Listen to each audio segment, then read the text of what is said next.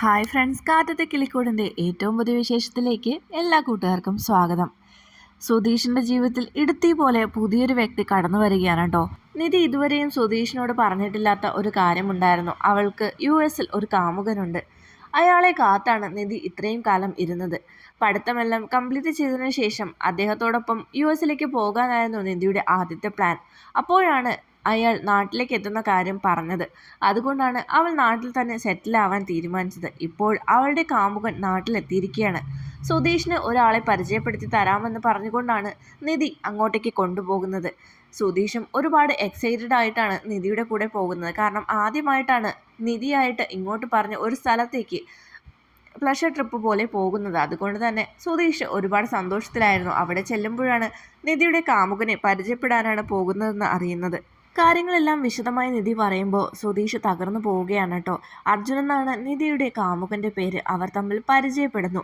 അതിനുശേഷം സുധീഷിനോട് അർജുൻ സംസാരിക്കുന്നുണ്ട്. എന്തായാലും നിധിയെ ഇത്രയും കാലം സംരക്ഷിച്ചതിന് സുധീഷിനോട് ഒരുപാട് താങ്ക്സ് ഉണ്ട്. ആ സൂര്യയുടെ കയ്യിൽപ്പെടാതെ അവളെ ഇത്രയും കാലം എനിക്ക് വേണ്ടി കാത്തുവെച്ചല്ലോ.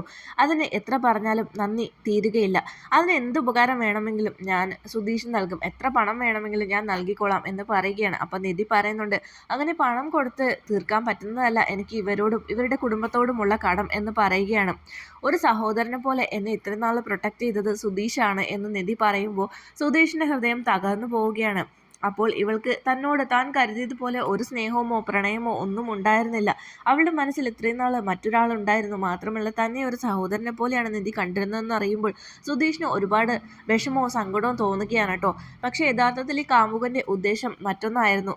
നിധിയുടെ സ്വത്തുക്കളിൽ കണ്ണുവെച്ച് തന്നെയാണ് കാമുകൻ അവളെ സ്നേഹിച്ചത്. പക്ഷേ ഇപ്പോൾ വീട്ടുകാർ ഉപേക്ഷിച്ചെന്നും ഒരു സ്വത്തുക്കൾക്കും ഇനി അവൾക്ക് അവകാശം ഉണ്ടായിരിക്കില്ലെന്നും അറിയുന്നതോടുകൂടി അയാളുടെ യഥാർത്ഥ സ്വഭാവം പുറത്തു വരുന്നതും അവിടെയും സുധീഷ് നിധിയുടെ ഒരു രക്ഷകനായി മാറുന്നതുമായിട്ടാണ് ഇനി കഥ മുന്നോട്ട് പോകാൻ വേണ്ടി പോകുന്നത്.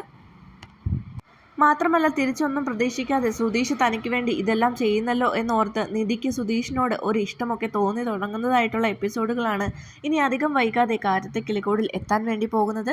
അപ്പോൾ കാറ്റത്തെ കിളിക്കോടിൻ്റെ ഏറ്റവും പുതിയ വിശേഷങ്ങൾക്കായിട്ട് ഈ ചാനൽ സബ്സ്ക്രൈബ് ചെയ്യൂ. മറ്റൊരു വീഡിയോ നമുക്ക് വീണ്ടും കാണാം. അതുവരയ്ക്കും ടേക്ക് കെയർ, ബൈ.